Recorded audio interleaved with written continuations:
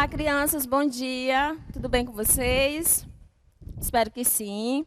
Espero que vocês estejam se cuidando, cuidando da família também de vocês, passando álcool em gel, lavando as mãozinhas, usando a máscara, se necessário sair, não é? For muito importante, mas fiquem em casa, tá? E aí nós vamos dar hoje início ao capítulo 2 do nosso livro, na página 240, que vai falar especificamente de os indígenas e o tempo na natureza. Vocês têm logo uma imagem bem bonita na página 240 e 241 de um personagem bem importante para nós, não é? Que é um indígena, um índio, não é? Ele está aí na beira do rio com seu material, que é muito bem, o arco e flecha. Eu tenho certeza que vocês observaram direitinho. Aí ele está caçando, ou melhor, ele está pescando, não é? O peixe para sua alimentação, ele está aí paramentado, está bem perto da natureza. Bom, aí fala o seguinte: os indígenas e o tempo da natureza. A relação dos povos indígenas com o ambiente é baseada no respeito pela terra e pelos demais seres vivos. Então, eles têm eles colocam isso bem em evidência, eles fazem isso, né? Porque eles têm o entendimento que nós deveríamos, grande parte de nós deveríamos ter, o quanto a terra é importante para nós. E aí os indígenas, ele tem esse cuidado, ele tem esse apreço pela terra, pela água, pelo ambiente onde ele vive, porque ele sabe que é dali que ele vai também tirar a sua alimentação e que ele sabe que aquele ambiente é importante também para a sobrevivência dele. Não é como também não só para isso, mas também a beleza do lugar em si, não é? Então, eles, que são os índios, os indígenas, costumam organizar suas atividades de acordo com os ciclos naturais. Ou seja, esses ciclos naturais ele está ligado a período de chuva, a período de seca. De acordo com o que o ambiente está proporcionando para ele, eles vão se adaptando e vão vivendo de acordo com o que está ofertando a natureza, não é? E aí nós podemos observar aqui, que fala assim, os indígenas e o tempo e a natureza. Lá em seguida, na página 242 a 243. Fala assim, a relação dos povos indígenas com o ambiente é baseada no respeito pela terra e pelos seres vivos. Aqui. Desculpa, te errou. A percepção do tempo. A passagem do tempo pode ser percebida em diferentes maneiras. Por exemplo, pelo nascer do sol, pelas mudanças da lua, pelas estações do ano.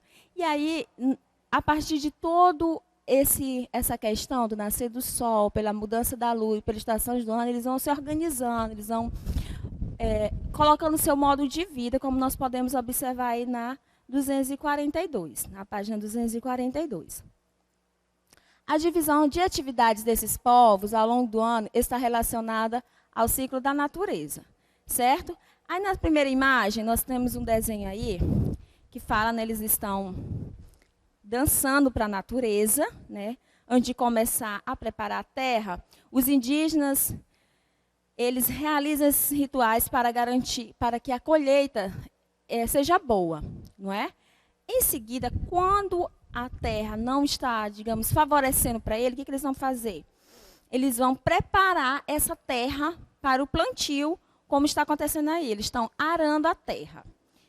Logo em seguida, eles dão início, que dá o início ao período de chuva, eles começam a plantar a mandioca ou qualquer outro alimento necessário para a alimentação deles.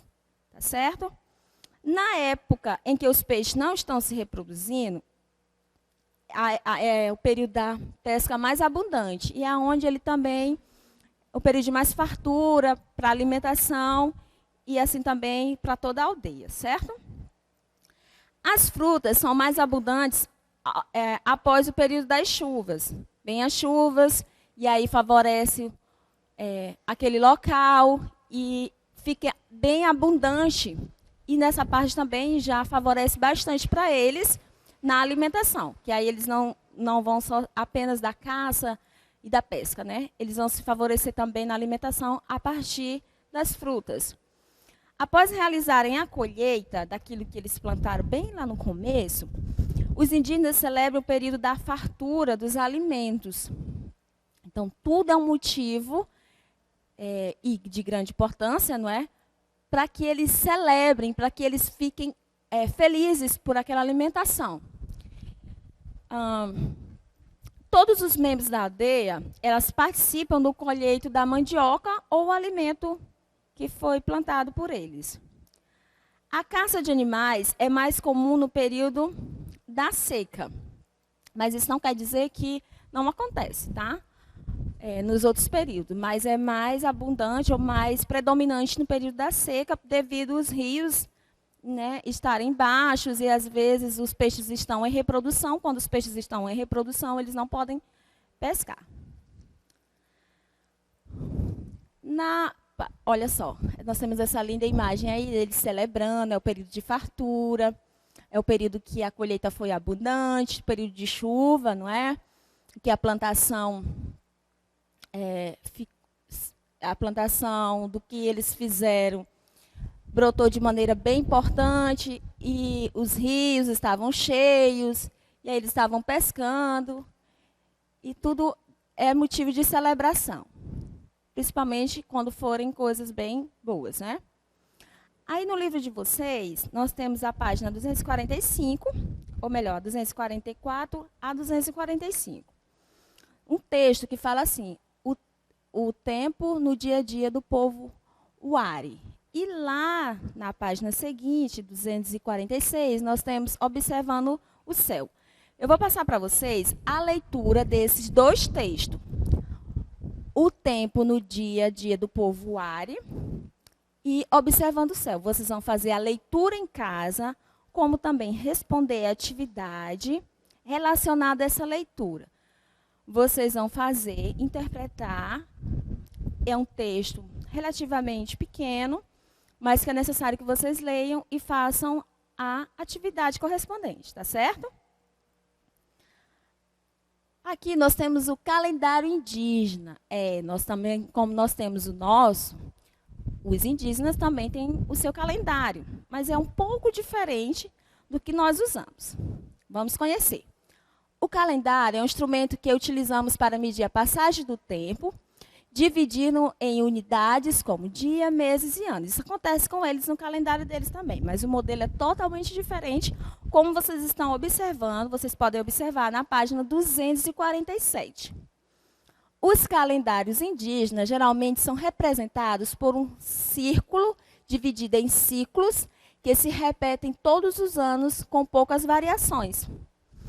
Olha, observem, por gentileza, aí na 245, olha o círculo. E aí é dividido em meses. Cada mês é correspondente a uma alimentação, não é? Há um período de caça, de pesca. E aí, a partir desse calendário, é que eles vão praticar o que está em desenho, o que está na gravura aí da página. Vocês podem ver, observar no apoio de vocês, a página 27 lá do apoio, até a página 30, certo? E aí vocês vão ter o círculo que vocês vão recortar e vocês vão fazer em casa e juntar para vocês terem uma ideia de como que é esse calendário em forma de círculo. Aqui eu coloquei essa imagem, mas no livro de vocês podem observar mais de pertinho. Olha só.